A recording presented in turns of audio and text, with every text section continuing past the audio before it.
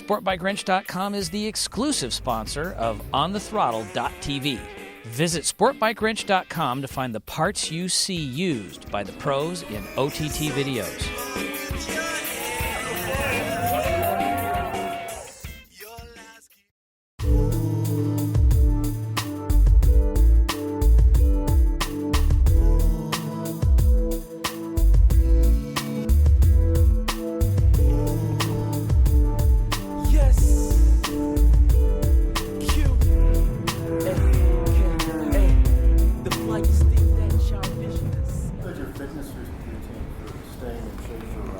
Well, at 1 in the morning, I was like a hamster at the hotel last night, spinning my legs, sweating bad. Fortunately, I was the only guy in the gym because I was wearing next to nothing. And I'm spinning my legs on this thing and just going, God, it's a good thing nobody else is in here. But that, I think, is, you get kind of in a regiment routine of exercise, and if I don't do something, I can't sleep. It's really strange. So I have with real bad sleep deprivation. Do you ride like a road bike a lot, like a bicycle road bike? Yeah, that's the main trainer for I think any of us road racers. It allows you to go out there and work hard. It sets a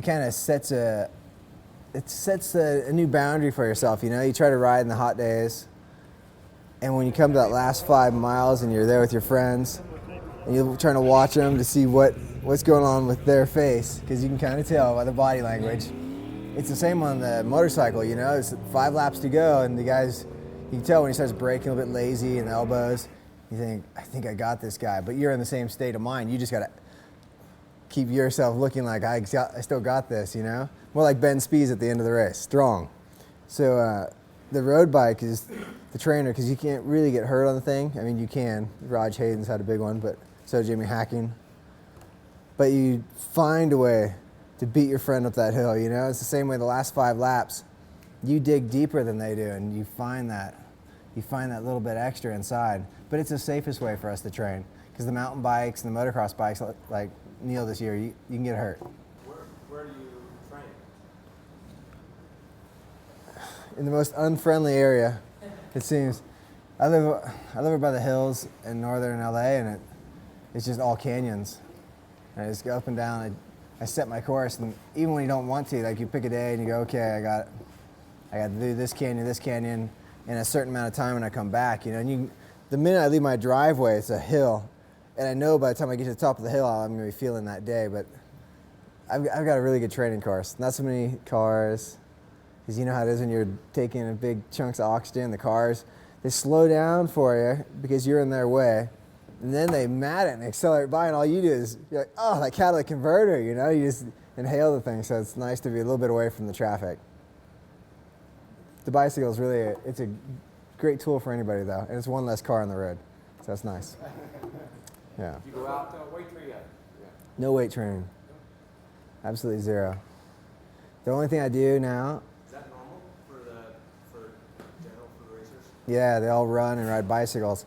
Because that little bit of weight, you're on the hoods, you know, and you're holding your body off. That helps a lot. The only thing that some of the racetracks have real hard braking, and it's like 10 of your friends pushed on your back several times a lap. And so I take a big ball, just started this year, and it seems to be working. And you take one of those balls and you roll it around, and it simulates, because you're making a circular motion with it, it simulates this on the motorcycle. So you get used to, like Gary Nixon used to say, you're not a man, you'll never win a race unless you can do 15 one-arm push-ups. And that was always his thing. You had to do it on both arms. I remember being a kid, you're like, oh God, this is painful. But I understood what he meant, because you're like this on the road race bike with all that braking pressure, and you're trying to hold yourself off it, yet still be able to think without thinking like, oh, I'm crumbling onto the bike. You gotta be strong, and then you got to throw that beast over here and do the same thing, you know. And that was his idea back in the old day. Now we have those big exercise balls, so you can do it. But also, so much of your strength comes from your core, you know. And the exercise, when you roll it out, it hurts. You know, that for 2 days your stomach muscles are. Yeah, exactly. You're laid out kind of like a slightly inverted board, and you're grabbing that thing, and you just roll that thing around. And the further you roll it out, you just want to brake. I mean, it really feels like you're going to brake, and that's the best technique. The road race bike, because your feet are so heavy on the pedals, it's much like the bicycle pedals. Most racers will tell you their quads are fried because you're not really sitting on the seat. It looks like we're always sitting on the seat, but really we just have there's like 10 or 20% of our weight on the seat. The rest is right there. And you're dancing on the pedals. By the end of the race, you have no legs left. So the bicycle helps a lot. Good question, though. All those little things, they're just good for overall life as well, you know? Bicycles and just one of those balls at home. Yoga? As long as your dog doesn't keep popping it like mine. Yeah, yoga.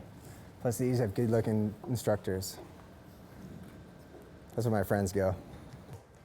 You kind of came in Providence as an 883 racer. You guys remember that? It was a Sportster spec class, and that's kind of where you made your name, that we dudes started recognizing you. And, Yeah, that was cool. talk about that class, because it's almost something like they want to redo for the kids on singles this year, and so. Yeah, I wish they had something like that still. The class was great. So there was this Harley 883s, and we used to race them on dirt track. And talk about trying to kill a kid. I mean, these things are 500 pounds, 475 in race trim. 19 front, 16 rear with 60 horsepower, because that was the limit. And it was gnarly on the dirt tracks. And then, fortunately, you just put some little clip-ons on there, take your big bars off, and road race it. It was unbelievable. And the Harley dealers were doing great at the time, so all of them were making decent money. So not one of them had a problem giving kids the bikes. They're like, hey, you just take the bikes, here's some gas money and go ride. And so many of us kids had these rides, you know, and I needed that to start road racing when I was 23. I needed that bike. My brother, Mike Hale, Aaron Yates, you know, we all came out of this little era, and it was because the Harley dealers were so good at the time about just giving us bikes. And what we did is we'd take that money, because you can win $2,000, and you can support your super sport. That's what I did. I'd buy some pile of crap off of Mike Hale that he was given from Tom Kipp. You know, it was just a hand-me-down. As a third rider to have this F2 600, but I could afford to buy the tires for my Harley, and I did that for the last few events, and that actually gave me my ride to be here today. You know, those kind of stories are cool. And did you come from a dirt track background, or where were you before that? Oh no, I was a trail rider, you know? Did trails. My dad wanted us to try dirt track, so I got a little bit of dirt track with some motocross, and all I really wanted to do was road race ever since I was a kid, strangely enough. But there's just no way to road race because it's a really expensive sport, as you guys know. Well, what kid's gonna spend $500 on a set of tires or risk crashing a bike and be just out?